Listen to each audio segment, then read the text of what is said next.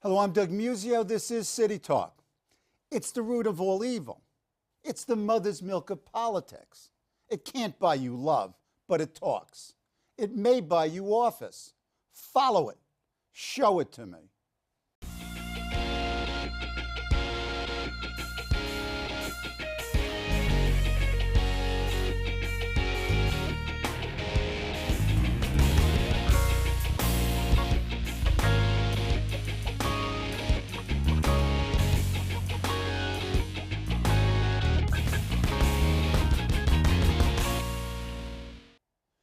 It's money, and here to talk money and politics is Ian Vandewalker, counsel to the Brennan Center for Justice's Democracy Program, where he works on voting rights and other money and politics issues.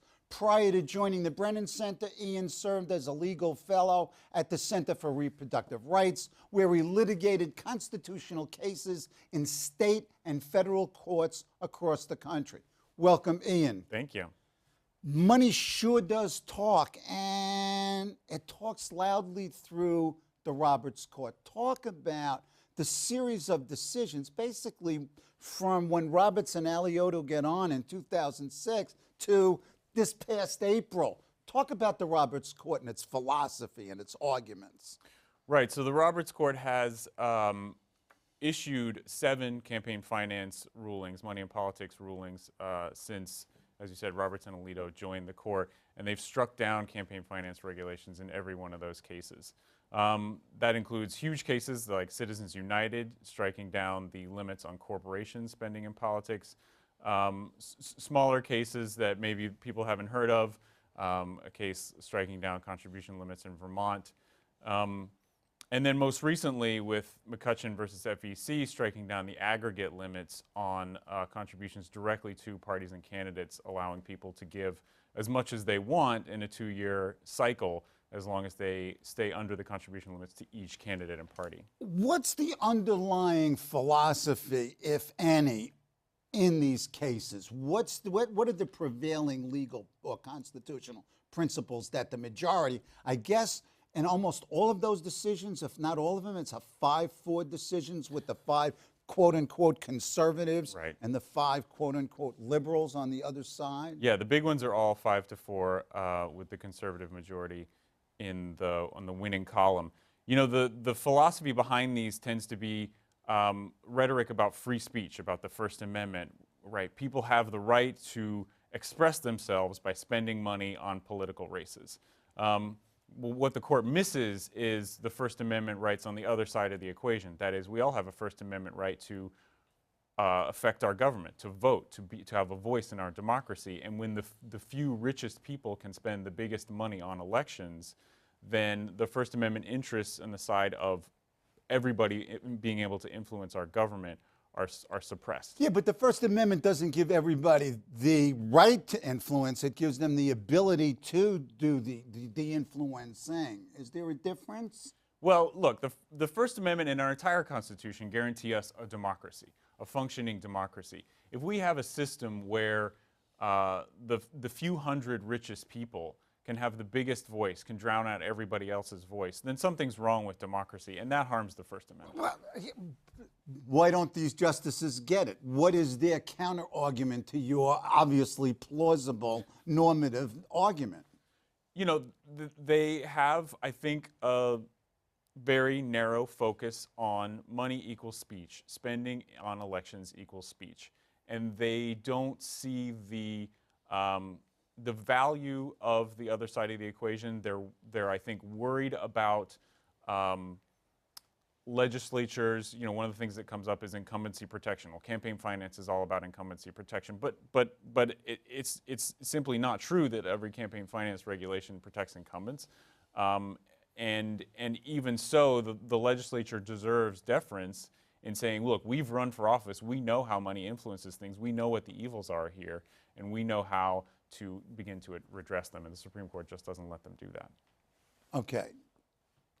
The court then makes this decision in 2010, Citizens United, And what's the impact of Citizens United? Let's focus on Citizens United as a case, and then McCutcheon as a case, and what their impacts have been or will be. Right. Right. Start with Citizens United. What's the basic issue? What's the case? What's the court's logic, and why is it wrong? Right. So Citizens United struck down a limit on corporations spending their own money on elections. It was a case about a nonprofit corporation that was making a movie that many believe was a thinly veiled attack ad on Hillary Clinton. The Supreme Court said, look, you can't limit corporate speech just because they're corporations. Corporations have just as much a right to speak as anyone else. And is this firmly grounded constitutional principles that corporations have the right to speech? Is this based on real precedent, and is it somewhere in the document? You know, that thing in the National Archive? It certainly doesn't say in the Constitution anywhere that money equals speech or that corporations have the same rights as other people.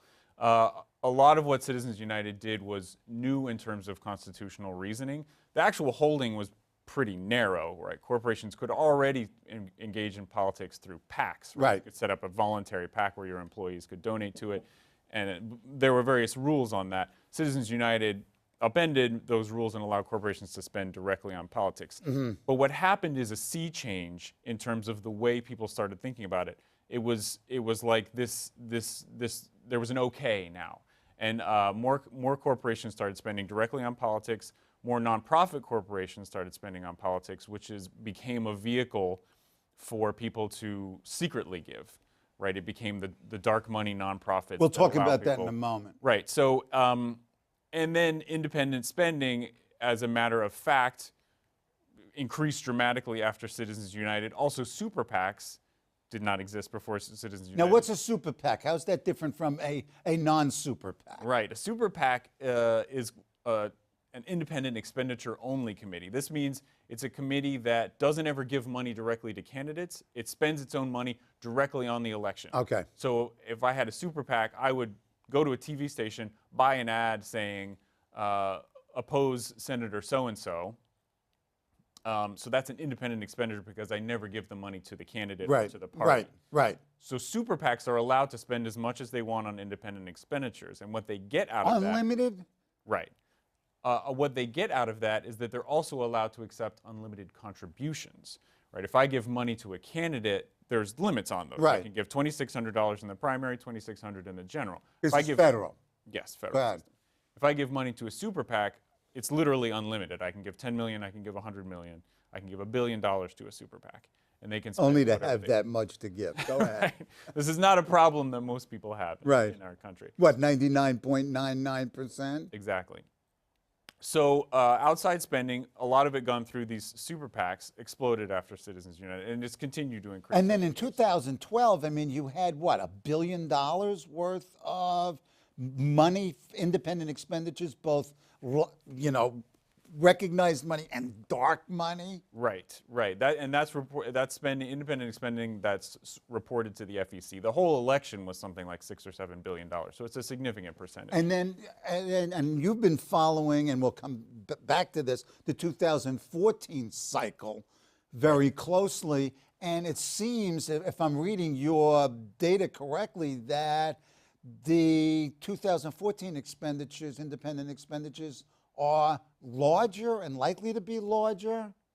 Is that the case? The general trend is that they've continued to get larger. We're still relatively early in the 2014 cycle, so it's hard to say. Right. And usually that happens more toward the end of a campaign. Yeah, often the last 2 or 3 weeks. The last 2-3 weeks. But still, you've got a fairly large amount of IEs already, independent expenditures already out there. We'll talk about 2014 fundraising in a second. Continue a little bit more with Citizens United. So what did this do to American politics, American electoral politics? What has it done? I think it made independent expenditures okay. You know, in 2004 with the 527s, the Swift Boat Veterans for Truth, there was some controversy about outside spending, and is it accountable, and is it transparent, and was it legal? Right. And Citizens United sort of gave the thumbs up to outside spending, and now it's okay. And virtually every congressional candidate has their own super PAC, a super PAC devoted entirely to getting them elected. that can take unlimited contributions. And this obviously creates arms races because you're constantly, even those who might be opposed to the current status quo, you can't play, you're unilaterally disarming. So it is this escalating race. And there's plenty of supply out there to meet the demand. Yes, I mean, that's one of the problems with the current Supreme Court sort of jurisprudence about this stuff is the Supreme Court has said that contribution limits to candidates are okay, but expenditure limits aren't okay. So candidates have unlimited demand for money because they can spend unlimited amounts, right, but they have a limited supply because of these contribution limits. And the role that super PACs have played is allowing that unlimited supply to get into the system by candidates having. Well, the money's going to find its own level. It's just how it does it and how transparent it is. Talking about transparency, talk about dark money. Right. What is dark money, and who are these folks who are spending it, these social welfare nonprofits? Right. So dark money, election spending has to be reported to the FEC. Right. So a dark money group can set up and they can call themselves something good sounding like Americans for a Better America. Hey, come on. They report their spending to the FEC and you say, okay, who really spent that money? And the line says Americans for a Better America. They never have to report where the money came from, what the actual interests are. It could be, a special interest in oil company. It could be a labor union. You have no idea who the money is actually coming from. Okay, now this is part of the tax code, and you offered testimony for Brennan Center before. I guess it's the IRS. Right. And these are 501c4s. Right. Well, there's a whole alphabet soup of 501c4s. Yeah, let's not get into the weeds. But how did these groups get the legislative power to hide their donors? It's a good question. Nobody sat down and said, let's create these groups that can hide their donors, right? The 501c groups are the nonprofits that engage in community service, veterans clubs. There's all kinds of nonprofits, right? So that forum was created a long time ago to allow people to make the community a better place without paying taxes. Then when Citizens United came along and said corporations can spend on politics, well, these 501c groups are corporations. So now they can spend directly on politics. Oh, okay. And because they were never intended to be used for politics, where we have this whole regime of transparency. You report everything. You report people's names and addresses. Now we're using this other vehicle to spend on politics, and it just wasn't set up for that, so there's no transparency there. And obviously, people who want to influence politics through money know this and create these entities. Now, it seems to me, again, reading your material, it seems to me that there are both conservative dark money operations and there are liberal dark money operations and the names are absolutely fantastic because it's all American future in the 21st. It's really one of these absurd things that you can't really figure out what these groups are about. Yes, that's absolutely okay. Now, let's move to, can we make the transition from Citizens Union now to McCutcheon, either in a legal argument sense or in a political sense? Get us to April of this year with McCutcheon. Sure. So in April of this year, the Supreme Court decided McCutcheon, Sean McCutcheon was an Alabama businessman who wanted to give donations, symbolic donations of $1,776 to as many congressional candidates as he wanted to. But he was prohibited. He was prohibited because there's an aggregate limit of $123,000 on the total. There was, not anymore. I'm sorry. On the total amount that you can give. And this was under federal statute. Under federal law, right. Go ahead. So McCutcheon said, look, if I can give this money to however many before hitting that aggregate cap, I should be able to go over that. The Supreme Court accepted that argument and said, look, they said the only reason the government can limit contributions is if there's concern with corruption. And the Supreme Court has narrowed the definition of corruption. Define it. To essentially bribery. I give you money and you give me a vote. It's a direct quid pro quo. I mean, Roberts says in McCutcheon that ingratiation is one of the hallmarks of the First Amendment. We should embrace trying to buy access and influence buying. Excuse me. Right. Am I right? It's true. So campaign finance advocates have long said, look, there are other concerns with corruption. There are other concerns with the functioning of democracy Right. that can be distorted Go ahead. and harmed with big money donations, even if it's not a bribe. And this court said, no, no, no. If someone can give enormous amounts of money to a candidate and then get a meeting in their office once they're elected, that's okay. That's democracy. Now that's a version of democracy that benefits a few hundred people out of the Yeah, I the mean, whole it's country. really a dangerous, it's a dangerous overarching view of what the country is and should be. I mean, they're given constitutional status to buying influence, no? Right, right. It's profoundly disturbing. It's something that, if you said it just like you said it, the vast majority of Americans would not agree with that. But that's what the Supreme Court, the current, again, slim majority of 5 justices on the Supreme Court think that the Constitution says. Yeah, I without going into a disquisition about the court and what, court decisions mean, I mean, not being a constitutional lawyer, I remember, what was it, 1896 Plessy versus Ferguson, 8-1. The Supreme Court said separate but equal was fine. 58 years later, the Supreme Court says no. So one of the justices retires on the conservative side. They allow Obama to pick a judge. All this case law from Citizens United and prior could be thrown out by a different 5-4 majority, no? That is how the Supreme Court works. A majority of justices can say what the law is. Right. That's the power. And that's one of the reasons we think, in terms of reform going forward, that it's crucially important when there is that next majority, whoever's president, whoever's in the Senate, that people make sure that campaign finance and a sane reading of the Constitution's protection of democracy are part of the issue in the confirmation process. So you're saying that the current view is not sane or insane? I mean, I think you Say yes. You You're can't, a lawyer, you I know, can't I'm reasonably say that ingratiation, buying access to office holders, is a good thing for democracy, and the Roberts Court seems to think that. Okay, now, this is a federal case, but clearly it has had already dramatic impacts on states that have these aggregate campaign limits, including New York State. That's and right. We're in the middle of a sort of crazy period. Let's move to New York just for a second, and then we'll come back. Sort of a crazy period, because our aggregate, the Board of Elections sent out a notification. Forget about it. We're not doing it anymore. Right.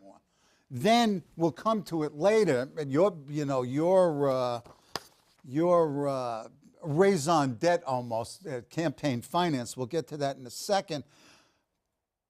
Talk about the race in Florida. You talk about the Kurt Clausen Florida 19 race is almost emblematic of what can happen in a Citizens United and then really a post-McCutcheon world as well. Right.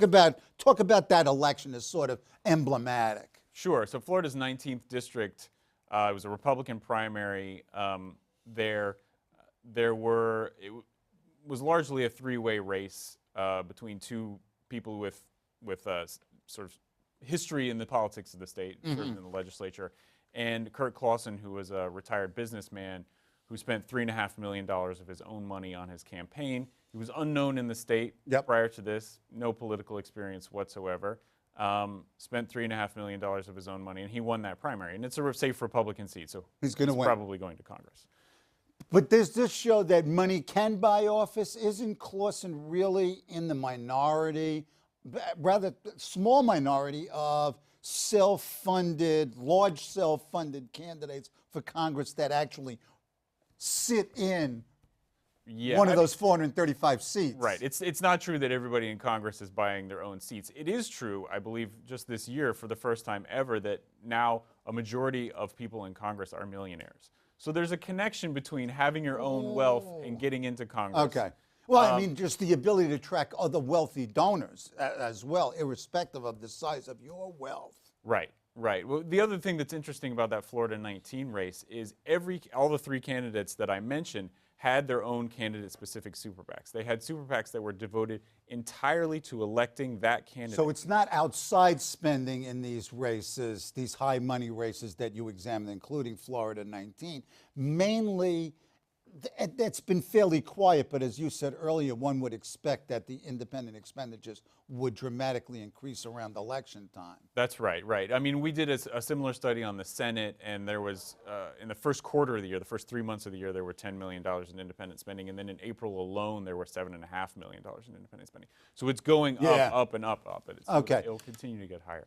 Let's move to public finance, which you see personally, and lots of folks see, particularly in this constraining era of the Roberts Court, that public finance, in a sense, is the last best hope for reform of the electoral system. Talk about why, and more directly, why ain't it happening? I mean, you talked about in one of your pieces, Albany whiffing on campaign reform. So talk about public finance in general, but more specifically, what's going on here? Right. Public campaign financing has the ability to take the money race out of politics.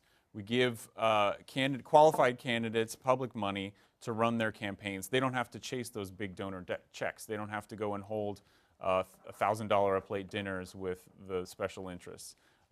It gives all of us the chance to, by participating at levels that the average person can afford, the ability to support a candidate who then is actually responsive to those normal people who can give that amount of money. Yeah, but I mean, you've got the Mike Bloomberg exception out there who just said no campaign finance, spent $250 million over 3 elections, and walked away with the election each of those times. Not to say that money was the only variable, but as we would say, it may not have been a sufficient condition, but it sure was a necessary condition. No, that's absolutely right, and that's one of the reasons that that public financing is so powerful, is because, look, in Bloomberg's third election, he ran against Bill Thompson, who accepted public campaign financing. We have a great system in New York City, and Bill Thompson came within 5 points of beating him. Yeah, but there's a lot of reasons why. Absolutely. Go ahead. But as you say, it's a necessary, not a sufficient condition. Right. Public campaign financing gives you the chance to throw your hat in the ring and have a competitive campaign without being a billionaire. Right, and also you generally need some kind of matching system, as we have in New York City,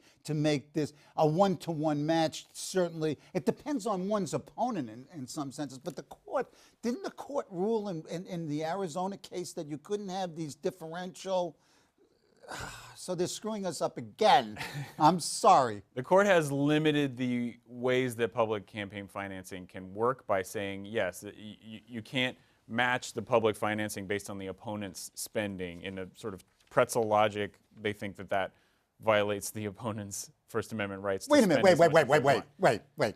I don't even get the pretzel logic. Explain this. That it violates if you don't accept it, it violates your rights. Right, because if I don't accept it, if I'm Bloomberg, and I know if I spend an extra however many $1 million that the other guy is going to get more public money, so the court says, I can't make sense out of it either, so the court says that violates my right to spend as much as I want because I'm punished by the other guy getting more money.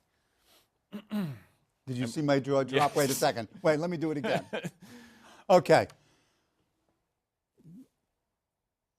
Governor Cuomo recently, I mean, before the Working Families Party, talks about his really strong commitment, and he said it over and over and over again, to campaign finance. He hasn't delivered yet.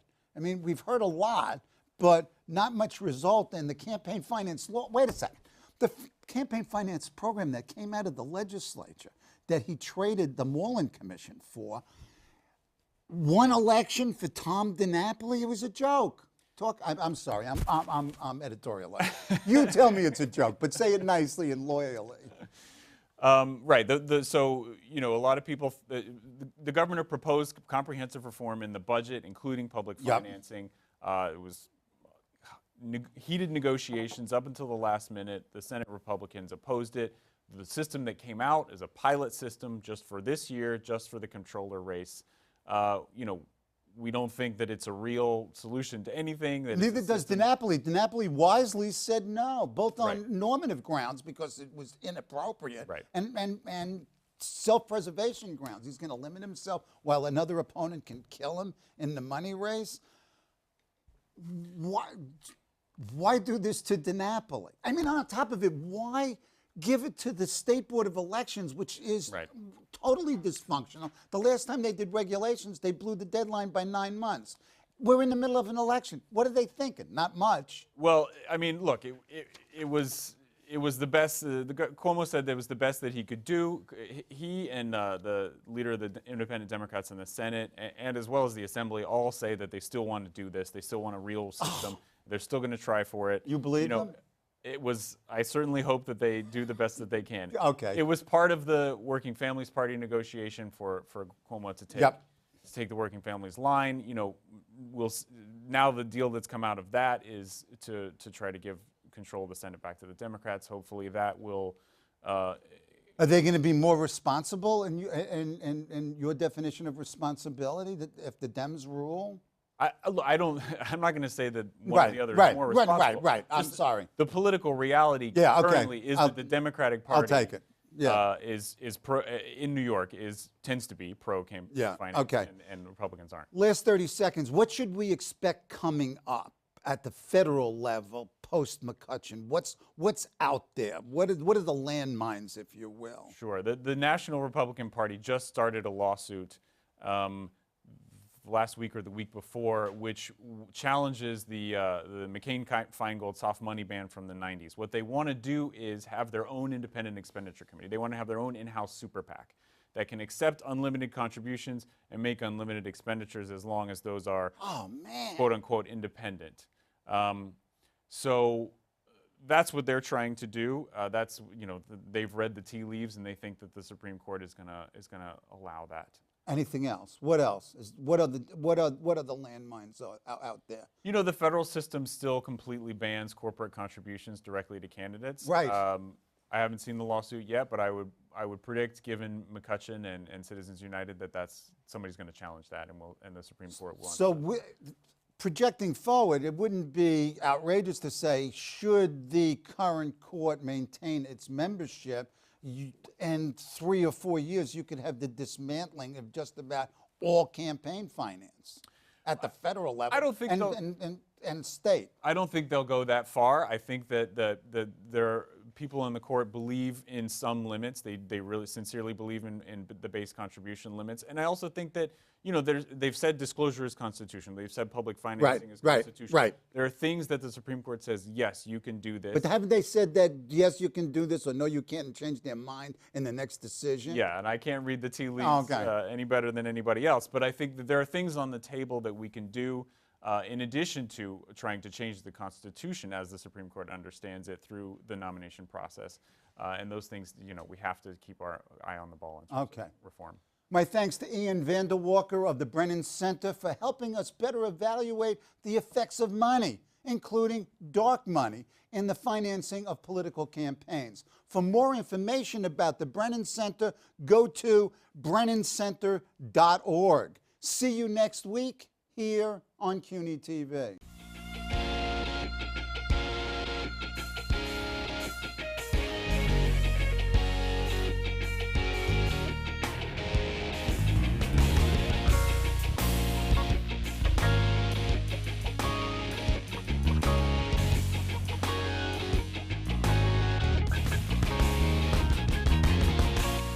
Hello, I'm Doug Muzzio. Let us know what you think about this show. You can reach us at CUNY.TV. When you get there, click on the bar that says Contact Us and send your email. Whatever it is. Thanks, no thanks, obnoxious, do it. Send it.